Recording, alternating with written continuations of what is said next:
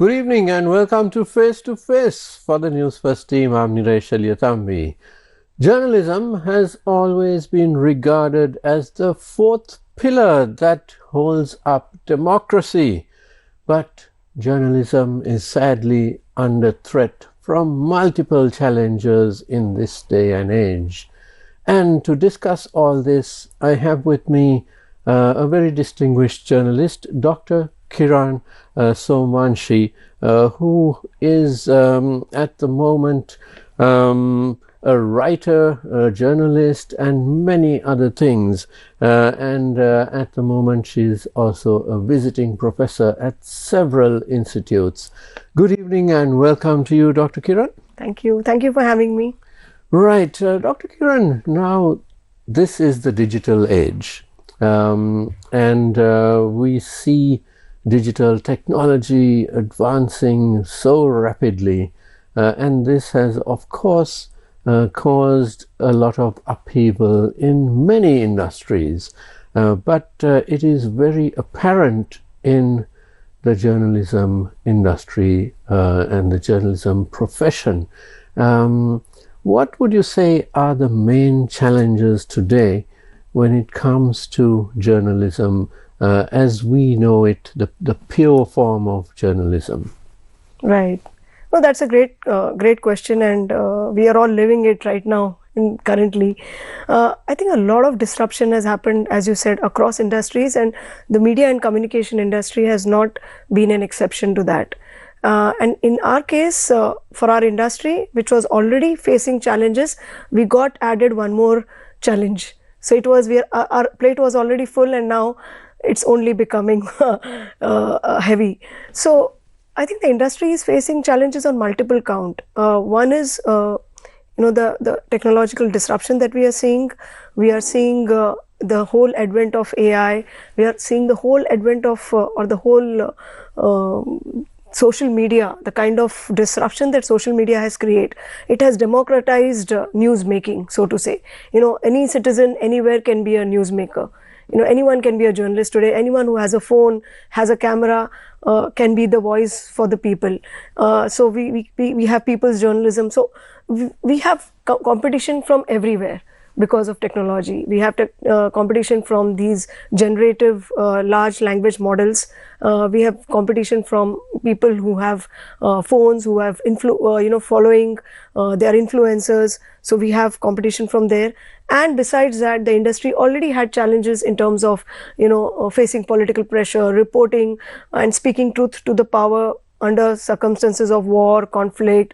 So I think that was already the case, and now with this tech disruption, the industry is really churning and going through a tough time. An excellent answer indeed. Now, Dr. Kiran, when it comes to technology, we see a sort of a power nexus between the technology, which is disruptive in itself, and the people who control this technology. I'm talking about all the social media platforms, all the AI platforms, and those billionaires in the world are very powerful, and they are very politically connected as well. And I'm not just talking about the US only, but we see this in multiple countries where, of course, businessmen, industrialists have always worked together with one political party or the other, or multiple parties. But we seem to see in AI and social media these conglomerates now working hand in glove with governments, and this isn't always a good thing, is it? Right. I think controlling the narrative is an important aspect for anyone who is rich and powerful. I think being rich and powerful and having multiple businesses as a conglomerate makes them all the more important for them to control the narrative. And controlling the narrative means controlling a media platform. And many times the largest media platform, or the leading platforms through television or newspapers or whatever it could be. So I think that is, and across the world we are seeing this. billionaires controlling media, because controlling media means influencing the opinion of the public, and that matters a lot when you have to do business, and when you have to actually appear to be neutral or important in the business world. So I think that we have seen everywhere, and that has created issues, because the role of the media is to speak to truth to the power, and that doesn't become easy when it is controlled by a capitalist or controlled by a large business house, because then it compromises the power of telling the truth of the journalists. Because at the end of the day, the last mile, the last messenger is a journalist, who's kind of the foot soldier, and those foot soldiers have to be fairly empowered to kind of speak the truth or be neutral, and that gets compromised when we see billionaires owning media houses or media platforms. And we are seeing this, as you said, across different countries, and that has been only getting worse as we go along. Now, we've seen this happening in a couple of countries which used to be the shining lights of journalism. India was one which, for generations, it had such a vibrant industry where journalism was concerned. Indian journalists were among the most fearless and also the most feared by corrupt politicians and so on. But we have seen corporate India shifting the power balance in journalism, but perhaps even more so in the United States, where we see these multi-billionaires, and their corporates buying up traditional media houses and then turning them into something that is not quite acceptable for traditional journalism.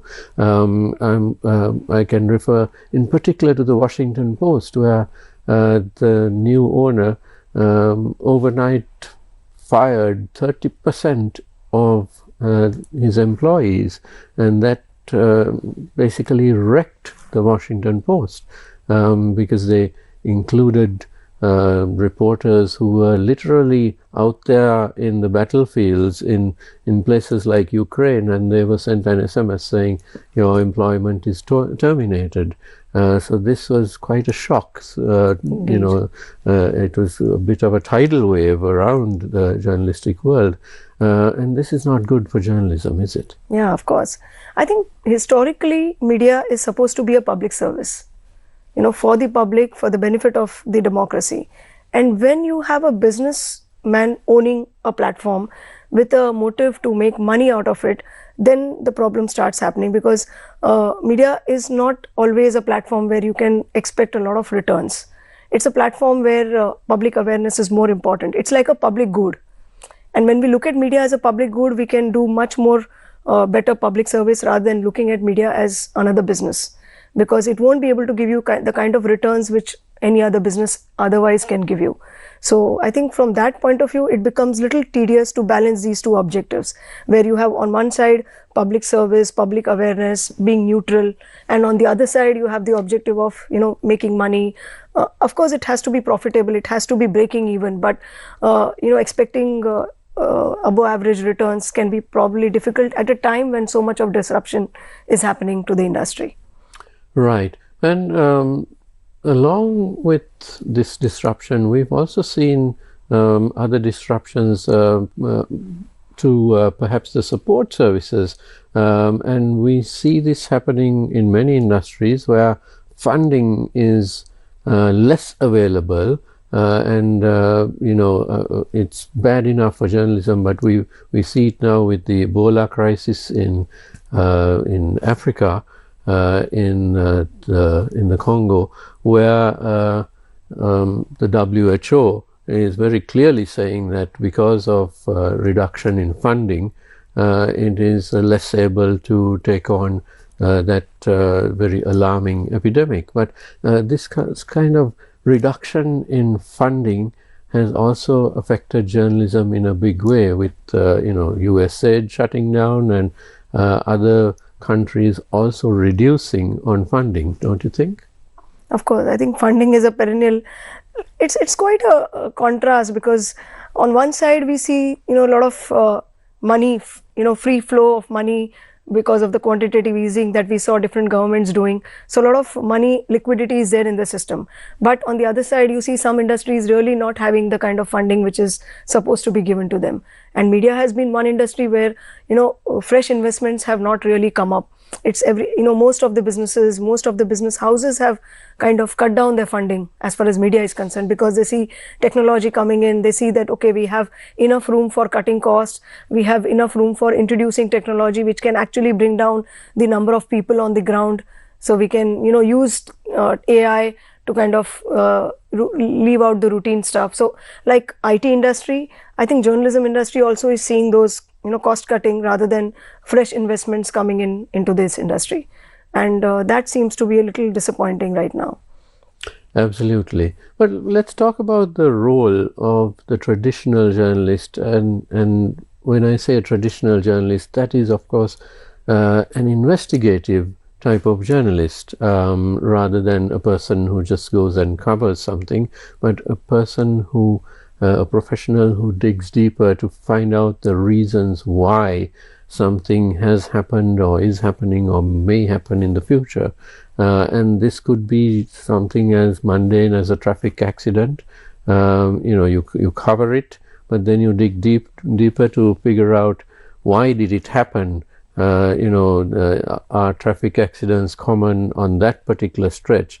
Is it something to do with a societal phenomenon such as drunk driving or drugs or something? So that's the investigative part of it, and of course this goes way deeper when it comes to governments and contracts and health crises and so on.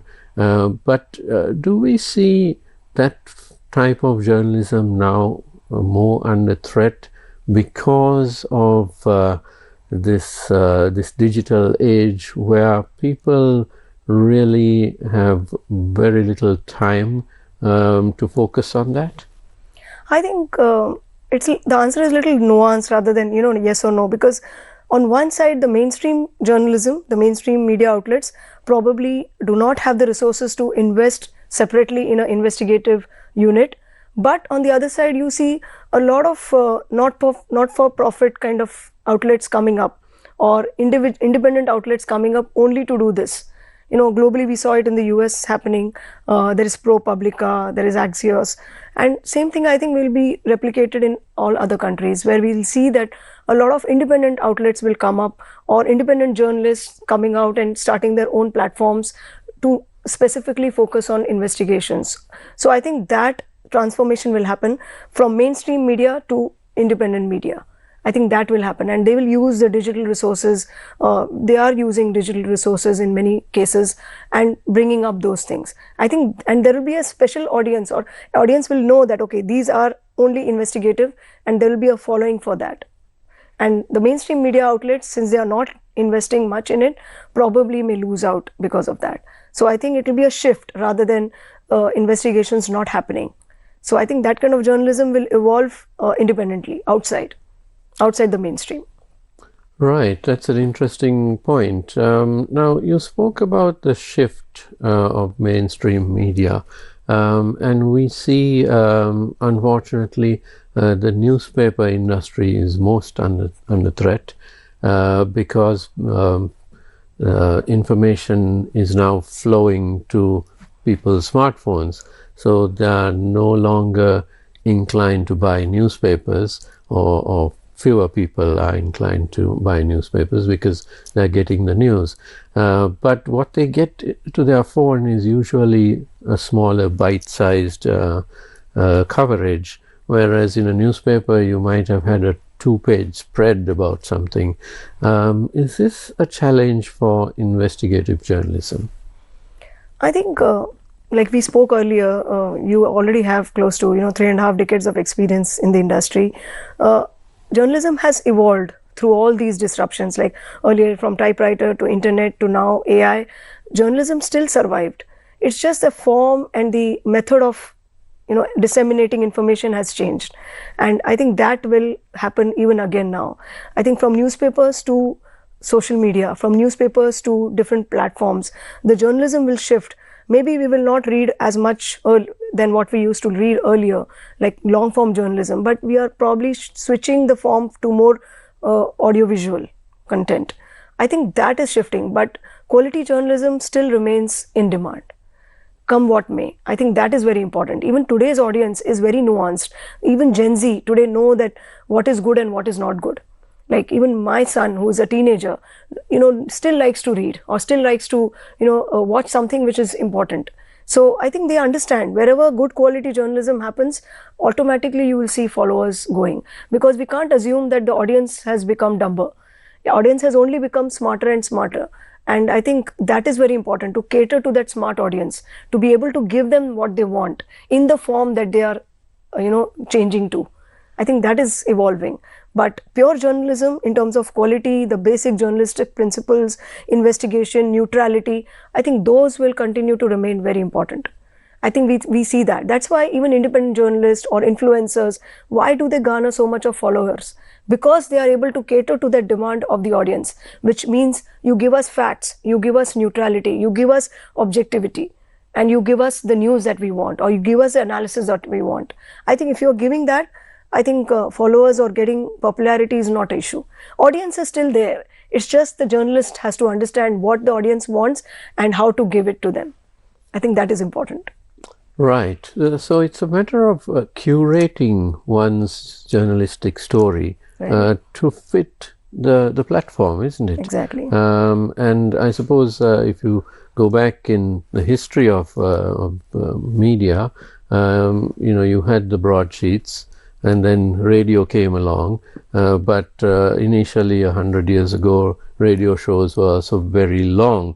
You might have an hours program where journalists are describing something. Yeah. They might have been, you might have the BBC with a British journalist who's traveled to India or somewhere and describing, narrating, and those were quite popular. But people had the time to listen to that. And then, of course, television came along, especially in the 50s and 60s, and that sort of took over. But radio still exists in a certain form. And then, of course, you had social media. But social media per se is also changing, isn't it? First you had Facebook, and now we are in the age of TikTok and Instagram. So it's a matter of curating the story to these platforms, but you still have to do that legwork and the research to find the story, don't you? Of course. The basic part of journalism about being curious, about telling the world something which was not known to them, I think that still remains the 101 of journalism. I think that won't change irrespective of the disruption that we are seeing. I think that at the end of the day, it boils down to that are we giving the audience what is pure journalism? I think that ends up being the mantra for all journalists now. Right. So that's very interesting, because what you're saying is that the pure journalism really hasn't changed. It's the basics are still the same, the ethics are still the same, and it's just the technology, the method of dissemination, which has changed and will continue to change. Right. Which also means that as journalists, we have to become more efficient than what we were. In the sense that first, a print journalist used to be only a print journalist, used to only write stories and be done with it. But now a journalist has to be multimedia. Like on the one side, while you're filing a print story, you also have to do a cameo for the TV or do a podcast for the radio or podcast listeners. And you should be able to meander through all of these effectively and without any problems. Oh, I have stage fright. Oh, I cannot do this. I think those things will probably have to be overcome. So I think those are the issues which journalists will have to overcome. But that means reskilling yourself. That means being up the curve in terms of skilling. What is the latest? You can't say that, okay, I was a print journalist, I'll die as a print journalist. Probably that will not work out. Absolutely. We need to take a short break now. I am with Dr. Kiran Somavanshi, and we are discussing the challenges to journalism today. Don't go away, we'll be right back.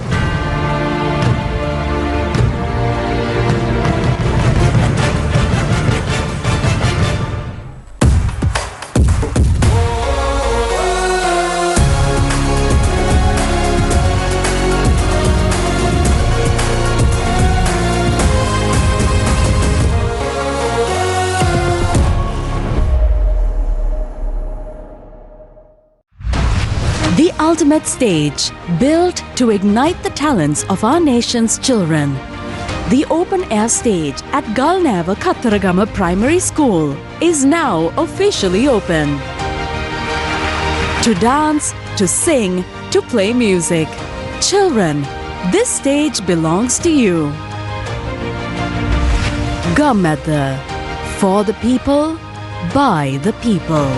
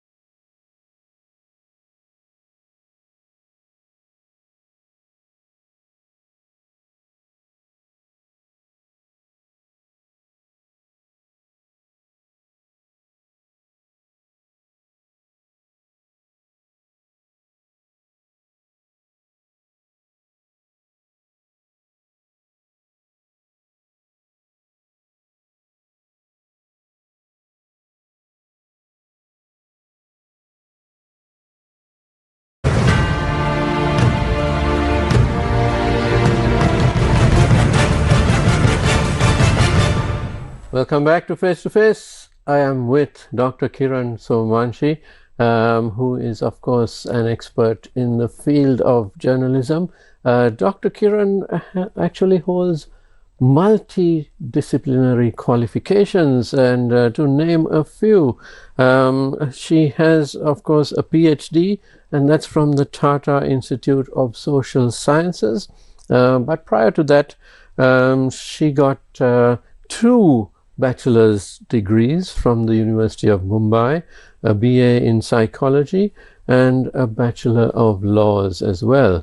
And apart from her expertise in journalism, she is a cost accountant, qualified from the Institute of Cost Accountants of India. And she is an associate of the Institute of Company Secretaries of India as well. In journalism, she is a Chevening Fellow who studied at the University of Westminster, and also a Fulbright Humphrey Fellow at the Arizona State University's Walter Cronkite School of Journalism and Mass Communication. So she's a writer, a journalist, and a visiting professor, and she's a visiting professor at the Indian Institute of Management in Mumbai, and the Tata Institute of Social Sciences. She served as a journalist for the Economic Times for 17 years and has also done a consultancy for the World Bank Group. She has a book coming out next year. She's just completed it. And it is on the socio-economics of India. So that will be a very interesting book indeed, because India has, of course, gone through quite a metamorphosis in the last couple of decades. So we look forward to reading that book. So Dr. Kiran, let me ask you about influencers, this new type of animal which burst upon us over the last few years, a new profession, if you would like to call it that. And influencers are, of course, very glamorous people who the focus is mainly on them, and you get them in various forms. It could be a sports personality or an actor or an actress, or even just an ordinary person who decides, I'm going to be an influencer, which means I'm going to influence and shape public opinion. But these people may not be the best qualified for this, and they pose a challenge for journalism, don't you think? Of course. In the sense that, today anyone with a phone, as we mentioned earlier, anyone with a phone, camera, has somewhere an aspiration to get liked by the followers.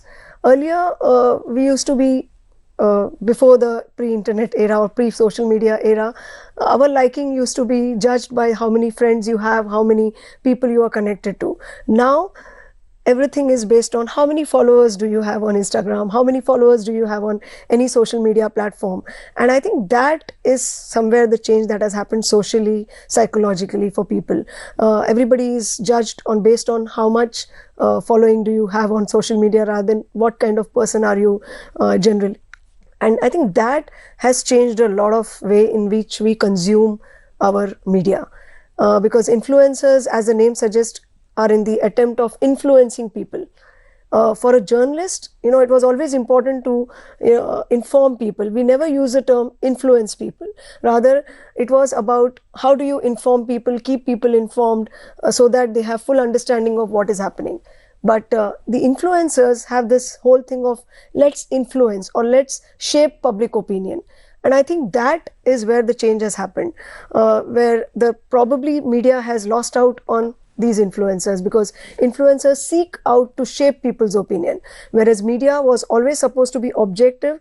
It was shaping public opinion, but through facts and figures and through shaping their worldview.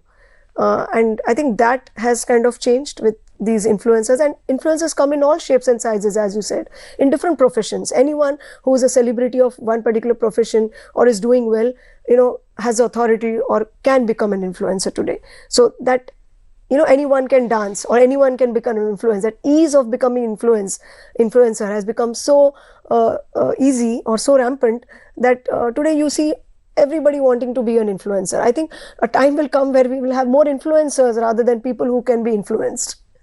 So I think that is where we are probably moving towards, and it's not always a happy scenario, because many times they don't necessarily do their fact check. Many times we see like what is happening in medical industry, if you see, especially in medical, because there we see very easily, like today you will have anyone and everyone talking about this is what you should do medically, this is what you should apply, this is what you should consume as a food. And a doctor will wonder, why is this person saying that without being a doctor? So it's like, because it is obviously playing around with public health and putting notions into people's heads without having any authority of doing that. I think that is where we see obviously very blatant violation of any kind of norms. But having said that, it's also happening in other industries, not just medical. And that is very worrying, because in medical, a doctor can easily counter it. Oh, this is wrong. But in another industries, how do you counter it? How do you make people say that, oh, this is wrong? He's actually not has not done fact checking, or he's probably not really gone to the ground and talked to people, and probably he or she is just not really putting the right facts. I think that becomes worrisome, because who's going to counter it? How can influencers be countered? Who is going to fact check the influencers? I think that is a very gray area that we are navigating through currently. Right. And when it comes to reputation, a journalist's reputation is hard won. It is something you build up over years or decades. So it matters a lot. So it will influence where a journalist will work. If you are in a country where the state media is highly politicized, well, it's very difficult for a professional journalist to survive in such an environment.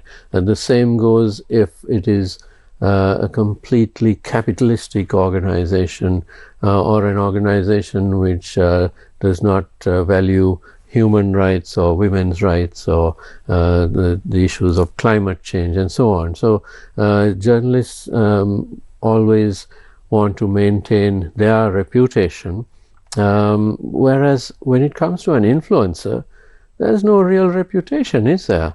It's just star power and the number of followers, and that can go up and down because influencers are not particularly known for their integrity. They may be known as tennis players or soccer players or actresses or something else, or mere political commentators who are just sitting in their homes and commenting on what's going on, but they don't particularly have the reputation for integrity, do they? Right, like not all of them, and plus you can be an influencer today, but you may not want to be the influencer forever, or you may lose followers over a period of time, or you may just stop producing content. How about that? For a journalist whose profession it is to produce news or to consistently follow a particular subject, be it politics, sports, business, it becomes the day job. It becomes their whole profession. And for an influencer, it may not be. It may just be a part-time profession. He may be an actor, or he may be a cricketer, or he or she may be anything. But they may just on the side be putting out posts or doing those clips. So for them, their skin in the game is much less than the skin in the game for a journalist. For a journalist, it's their whole bread and butter and the toast, everything. In the sense that they have to consistently report, they have a context, they have a history, they have an understanding of the sector going beyond just the sensational part.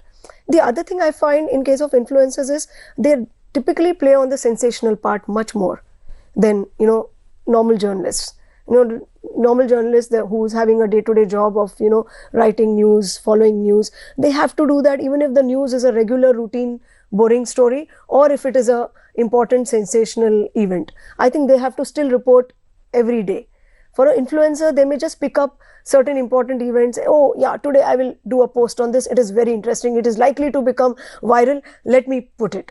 But for a journalist, they don't have a choice. They have to report every single day. Even if nothing has happened on that day, they will still have to do their job, even if there is no special event. And if there is a special event, they have to still put in that same kind of effort. I think that is where the difference lies, where the influencers kind of can just pick up and choose what they want to post and make it viral easily. Right. Now, traditionally, of course, a journalist would inform, would educate, and would entertain. Those are the three aspects that we were always taught in our younger days. The word influence never appeared there. And actually, young journalists traditionally were taught that the journalist is not the story. The journalist tells the story and should not get into the story. So a journalist is the storyteller, the scribe, the bard in the medieval times, and so on. But today, sadly, do you see more and more younger journalists coming under pressure to sort of become influencers themselves or compete with influencers? Do younger journalists fall under this fallacy that they need to have so many views in order to be a successful journalist? Of course, I think it's very natural to kind of get that pressure, or it's very natural to have that complex that, okay, when I'm putting out a story, I'm hardly getting any views, but if an influencer is putting out something which is it is going viral, and that's why I also need to do what the influencer is doing. I think that kind of complex is natural, and it's kind of unfortunate because that also kind of dilutes the journalistic standards for that journalist. Because if you as a journalist try to look at what the influencer is doing and only try to see what, how can the story become viral, then you will end up probably only be playing to the gallery, so to say, instead of doing all kinds of stories which are probably boring but important, boring but salient, nuanced. I think that is very important, and rather journalists have to think of how to tell the same story in a better way, rather than look at the sensational part of the journalism and look at garnering views and followers. That comes if you have a good story, following will happen or you will get views. But to compromise the skills only because of the influencer pressure, I think that is little sad, and which is happening, especially among the younger journalists, especially the younger lot, because they are seeing that the winds of change are moving towards influencer. So why can't we be part of that change? And I think that is little unavoidable, kind of. Right. Let's talk about another challenge, which is the rise of AI. Now, AI is, of course, a very useful tool, but it can be easily misused, especially in the areas of misinformation and disinformation and pure laziness. Because if you talk to any teacher or professor, they are tearing their hair out because their students are asking ChatGPT or Claude or whatever to do their assignments for them, and that of course means that the students are not learning, and this has affected many industries, of course, education most of all perhaps. But what about journalism? Where do we stand as journalists with regard to AI, the use and the misuse of it? I think I'll give you an example. A year ago, an Italian newspaper, a daily newspaper, came up with an experiment. So they conducted an experiment for their 4-pager supplement, sports supplement. It was entirely AI created. No journalist working, only they were overseeing the AI, but the entire 4-pager supplement for a month was produced completely by using LLMs. And at the end of 1 month, they analyzed how did it fare, the experiment, and they saw that AI was good at curating data and putting everything up and pretty efficient, but it was not really capable of critical thinking, and it was even hallucinating at times. And LLMs, at the end of the day, they use what is existing information. They can't create new information. They can't break news. So I think they realize that AI does have some limitations. While AI is good at certain things, the routine kind of things, or certain things which are already kind of established, but for new discoveries, for new news, you need journalists on the ground. So they had that kind of experiment and conclusion. I think we all will realize over a period of time that while AI is important, its usage in journalism has limitations. So you can rely on AI only for the routine established tasks, probably designing or certain things which are well established and are under control. But you can't have an AI bot sitting and discovering news for you from the society. I think that will be quite disastrous. So we need journalists who are there up front, doing their job on the street and discovering those news. You can't rely on AI for that. I think over a period of time, while industry will adopt AI, I think it will immediately be adopting AI for the routine things like the press releases that we get. I think curating those or designing the newspaper or the website or the things which can be standardized. I think those standardized things will be probably more AI driven, but the human element will only be more and more nuanced. It will be more and more highlighted because we need the nuanced part of it. Absolutely, and AI must always be overseen by a human being. Otherwise, you simply cannot trust AI to have the final word. Of course. I think that part also will come, where we will start seeing disclaimers. This report was AI generated, or human editor so and so, and the first writer is AI. So AI written report edited by a human. I think soon we will have that as a standard coming in, where people or audience will come to know, okay, whether this is AI or not AI. So according to that, people will judge whether to read the news or not to read it.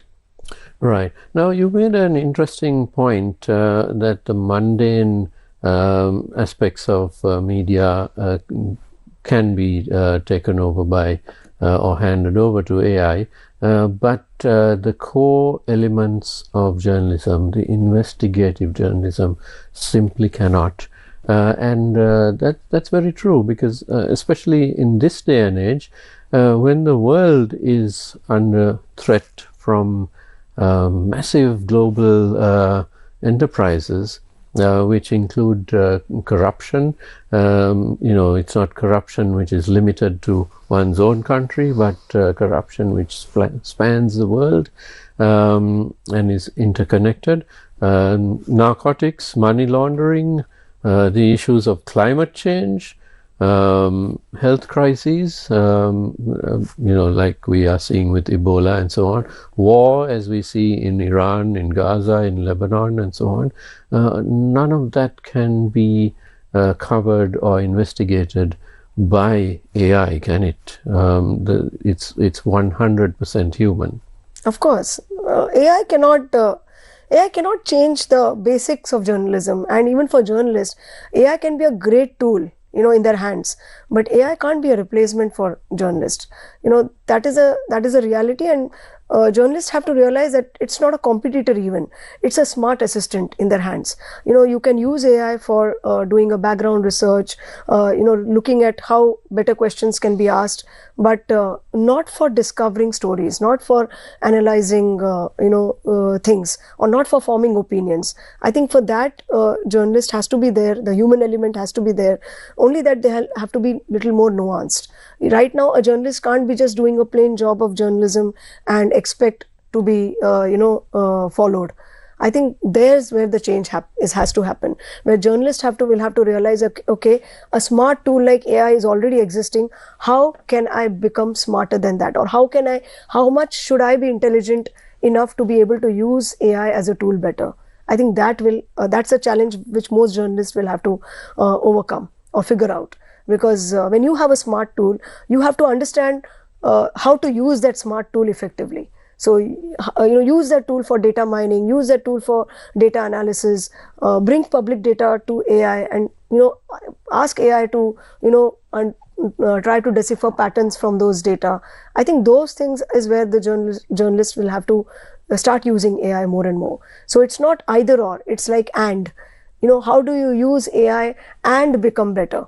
Rather than compete with AI and be insecure about AI and wonder, oh, will my job be lost because of AI? I think it is about how do I use AI, how I become better to be able to use AI better. I think, if you have it's like I always say that if you have a smart secretary, the boss needs to be smarter than the secretary. So if we have AI, which is like a smart secretary, I have to be very, very, very good to be able to use that smart secretary. So I think it's about journalism being rebranded, re-understood, reskilling, a lot of that. Right, and it's not just AI which we can regard as modern tools. You have satellite imagery. Of course. You have the various forms of communication. Today, journalists are able to track every ship which is going through the Strait of Hormuz. We don't need to wait for the Iranians or the Americans to tell us. We see it in real time. So things like that. And we can go back in time and look at satellite images of a particular street in a particular city somewhere else in the world, and we see the changes from then to now and so on. And we That's happening, yeah. So much technology which can be used quite beneficially. Yeah. That's what I think you gave great examples, because that's right now happening. We are seeing those usages, and I think more and more journalists will have to kind of get used to that. Right, and we're almost out of time in this very engrossing discussion. Dr. Kiran, my final question is perhaps a very relevant but rather unhappy one. Today, with so many conflicts going on in the world, we see more journalists being at risk of death than at any time in history. In Gaza in particular, we have seen journalists being specifically targeted because they are journalists and murdered by drones, by missiles, and so on. How do we, as a global fraternity, try to counterbalance this? Because we are in those conflict zones. And if your country goes to war, then you're there already, or you may choose to go from your country to a conflict zone to cover a story, but then you are at risk. But what we see today is that with technology, militaries, or some militaries, are deliberately targeting journalists.